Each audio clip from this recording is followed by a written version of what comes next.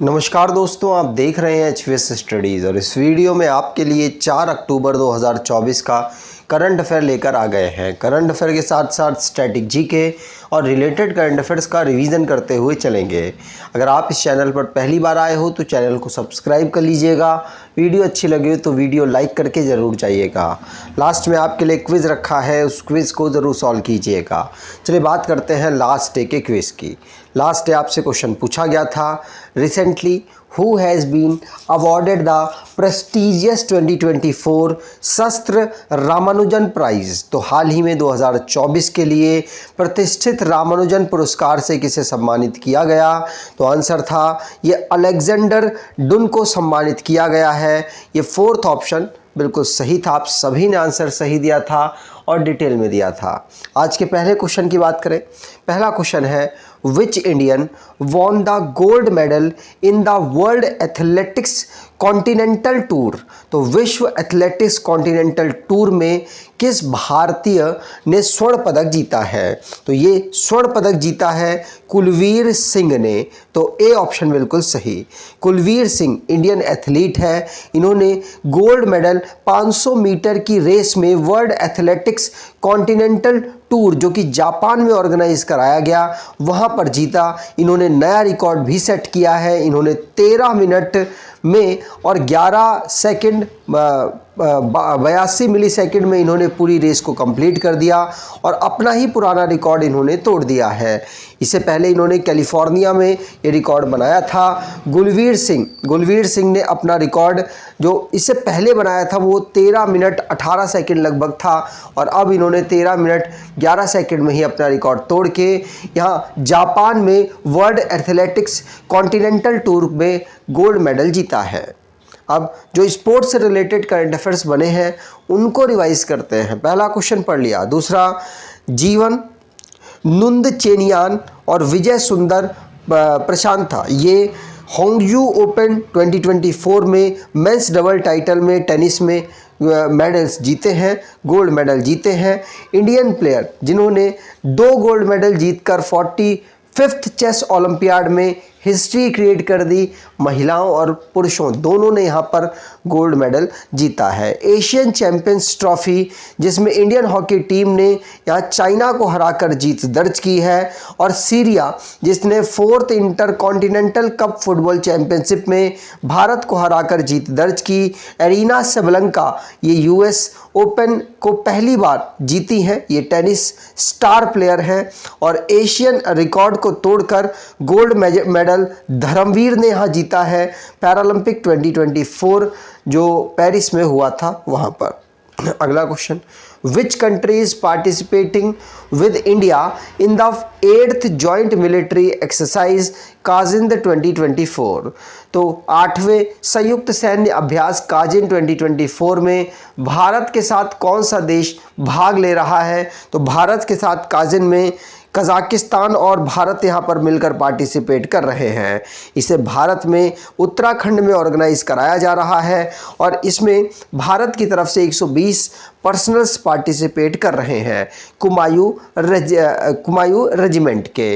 India और Kazakhstan के बीच में ये 8वां संस्करण है जिसे भारत में ही उत्तराखंड राज्य में ऑर्गेनाइज कराया जा रहा है।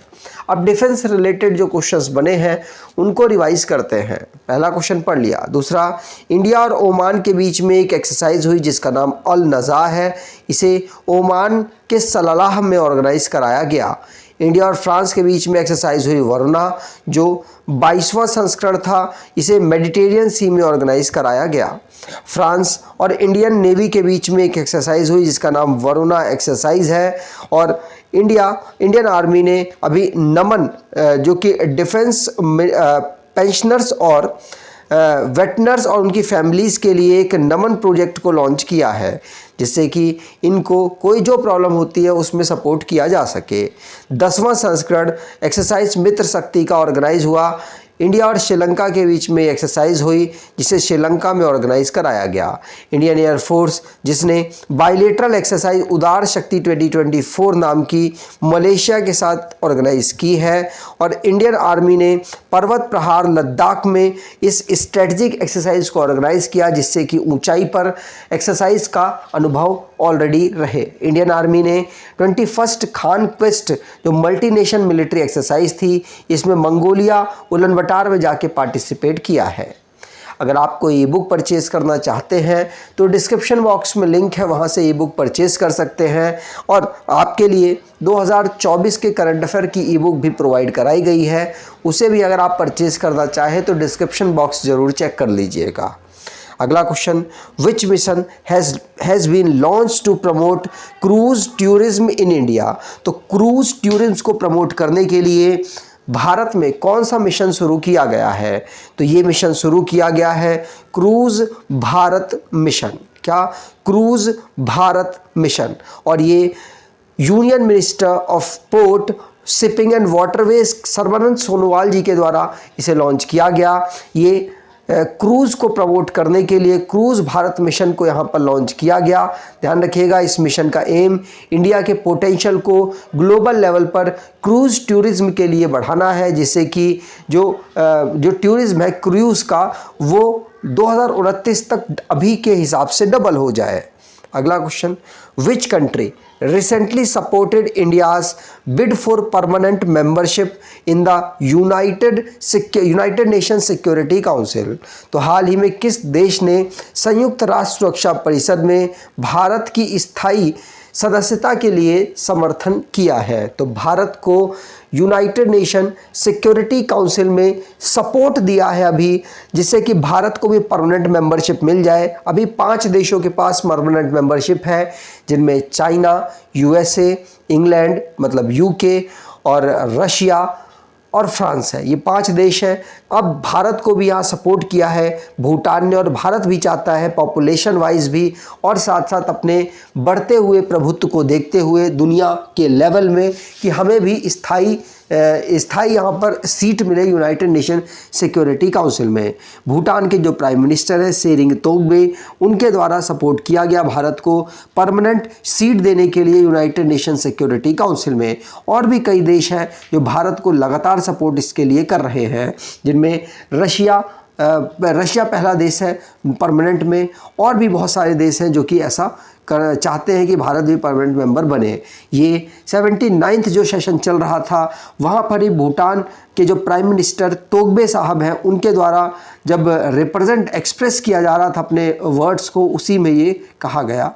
अगला question, which company received the best display award at the UP international trade show 2024। तो यूपी इंटरनेशनल ट्रेड शो 2024 में किस कंपनी को सर्वश्रेष्ठ प्रदर्शन का पुरस्कार मिला है? तो ये मिला है THDC इंडिया लिमिटेड को। ये मिनी रत्न 1 फर्स्ट कैटेगरी में एक कंपनी है। इसको अभी रिसेंटली में जो हमारे कपड़ा मंत्री हैं गिरिराज सिंह जी, उनके द्वारा यूपी इंटरनेशनल ट्रेड शो 2024 में सर्वश्रेष्ठ प्रदर्शन का पुरस्कार दिया गया है। तो थर्ड ऑप्शन यहाँ पर बिल्कुल सही होगा। THD इंडिया लिमिटेड ये बेस्ट डिस्प्ले अवार्ड अभी प्राप्त कर पाई है। इसकी बात करें तो ये हमारे देश में सस्टेनेबल और एनर्जी सिक्योरिटी के क्षेत्र में कार्य करती है। ये एक प्रकार की मिनी रत्न कंपनी है और कैटेगरी 1 की एंटरप्राइज की कैटेगरी में आती है। ये बहुत सारे पावर प्लांट्स को ऑपरेट करती है, जिसमें टिहरी, कोटेश्वर डैम और भी बहुत सारे थर्मल पावर प्लांट्स और सोलर पार्क्स अवेलेबल हैं। ठीक, अगला question, who is the first Indian left arm spinner to take 300 test wickets in test cricket. तो टेस्ट क्रिकेट में 300 टेस्ट विकेट लेने वाले पहले भारतीय बाएं हाथ के गेंदबाज स्पिनर कौन बन गए हैं? तो ये बने हैं रविंद्र जडेजा ऑलराउंडर हैं और आईसीसी की रैंकिंग में ये टॉप 10 में आते हैं। अब पहले टॉप 2 में थे, अब टॉप 10 में पहुंच चुके हैं, मतलब अप्रॉक्सीमेटली 7 या 8 रैंक है इनकी दुनिया के बेस्ट बॉलरों में। और ऑलराउंडर में बेस्ट ऑलराउंडर है ये। इनको 2 टेस्ट मैच की जो सीरीज़ हुई इंडिया बांग्लादेश की, उनमें परफॉर्मेंस जो इन्होंने किया, उसी में इन्होंने 300 विकेट लेने वाले टेस्ट क्रिकेट में प्लेयर बन चुके हैं। ये ऐसे पर्सन बने हैं जिन्होंने फास्टेस्ट 300 रन और साथ साथ 300 विकेट ली हैं टेस्ट में। ध्यान रखिएगा, रविंद्र जडेजा। अगला question, where was the 70th edition of Nehru trophy boat race held. तो नेहरू ट्रॉफी बोट रेस का 70वां संस्करण कहाँ आयोजित किया गया है? तो इसको अल्लापुझा में ऑर्गेनाइज कराया गया। फर्स्ट ऑप्शन बिल्कुल सही, अल्लापुझा जो कि केरला में अवेलेबल है, वहीं पर 70वां संस्करण नेहरू ट्रॉफी बोट रेस का ऑर्गेनाइज हुआ है। इसे पुन्नामडा लेक में ऑर्गेनाइज कराया गया है। ये केरला में स्पोर्टिंग कैलेंडर के रूप में इसे ऑर्गेनाइज कराया जाता है, जिसमें यहाँ पर बहुत सारी जो कारों की रेसेस हैं उन्होंने पार्टिसिपेट किया, और इसमें जो क्रिचल चुंडन वाली जो बोट की टीम है उसने यहाँ पर जीत दर्ज की है। अगला question, Indian origin Ravi Ahuja has recently been appointed as the new CEO of which company। तो भारतीय मूल के रवि आहूजा को हाल ही में किस कंपनी का नया CEO नियुक्त किया गया है?